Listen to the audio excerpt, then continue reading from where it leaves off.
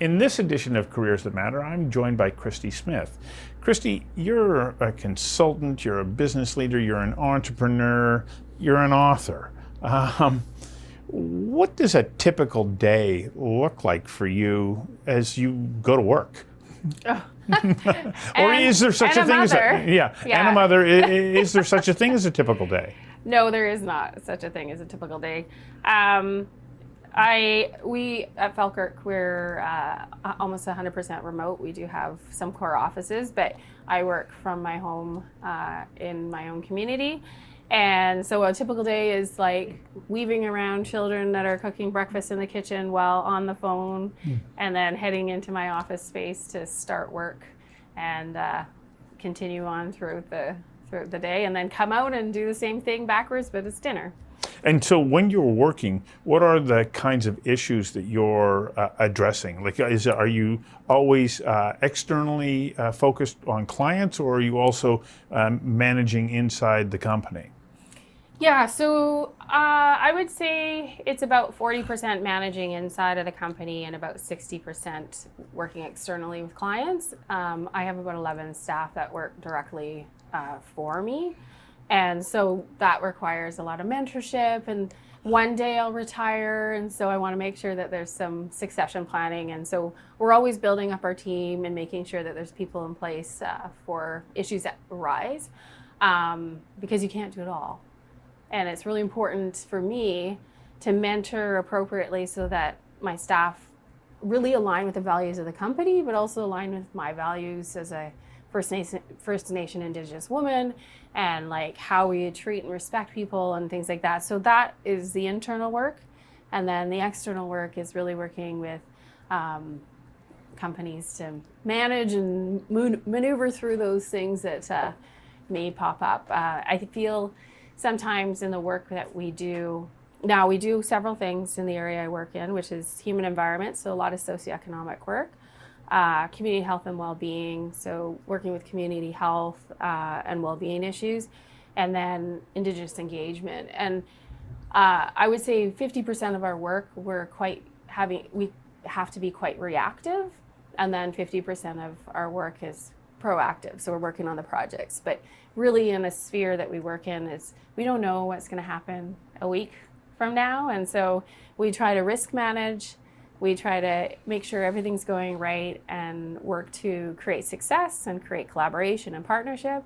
But that doesn't mean something's gonna derail next week. So some of the work is reactive, some of it's proactive. So do you spend a lot of time in virtual video calls? Unfortunately, yes. I really feel that COVID brought that new two-dimensional sphere to kind of the work we do.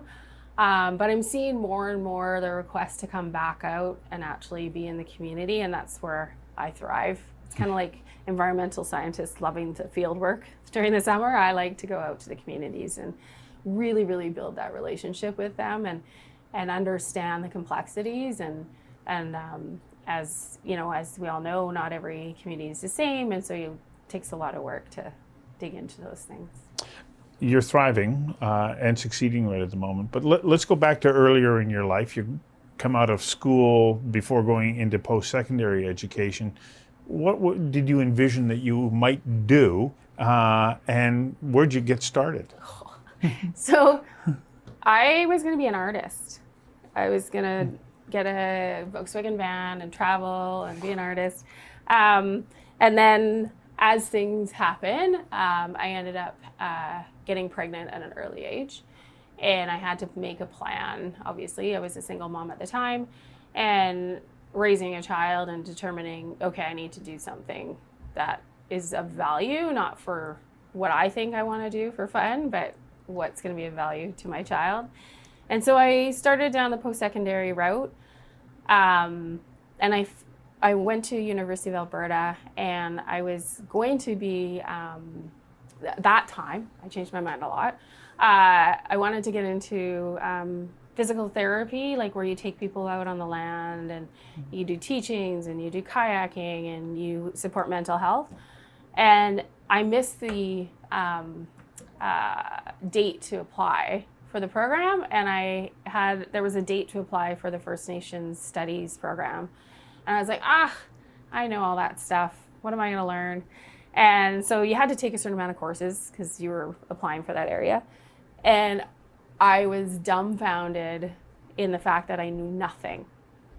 And so I went and fell in love with the fact that I was finding myself and my history for the next 4 years. And so it was super empowering. And out of that, I realized I really, really want to make a difference. And my children, of course, are indigenous. And how am I going to make a difference for them and into the future? And so that sort of struck the path of where I headed. And then I started working after post-secondary, and I was heading actually into law because I wanted to go back and work on land issues and different things like that. But I really recognized at that time that was the boom in Alberta, where we had a massive oil and gas boom. Indigenous communities were on the outskirts of getting opportunity, and really the benefit of where my education could be was in business. So I went and did my master's in business out of that. The other thing that I garnered in that schooling was the ability to speak to corporations at a high level of, this is your return on investment. To be able to speak two languages, right? I can speak at a language that makes sense from a business perspective, and then also be me and be community driven and focused. So I think that's where I ended up. Now I have a lot of children and a lovely family. But you have a successful career as well. So if a young person's watching this right now going, okay, you're inspiring me, but what would you say was the most important trait that you have that kept moving you forward and opening you up to new opportunities, experiences, and successes? It's a little mixed bag. I think there's an aspect of being humble, in that you, as an Indigenous person, you see a lot of things going on that need to be repaired or moved through or managed. And so how do you fix that, right? And so there's this element of wanting to support communities to get to that next level. I think there's also the element of drive. And it's one thing that one of my kids was talking to me last night, and he's like, Mom, you never say no, and you've never said you didn't like your job. You've never said you wouldn't take this on because you saw value in it.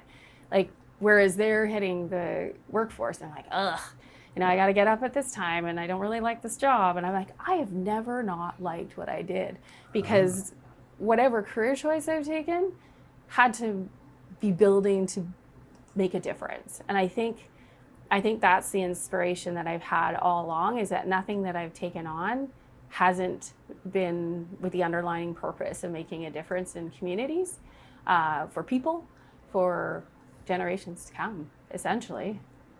Well, it sounds like you've got a fascinating job, because I get the feeling that you like going, good, I get to go to work now. And at the end of the day, you're going, do I have to stop? Even though, of course, you've got your family responsibilities as well. It's a perfect place to be. And thank you for giving us a small glimpse into your world.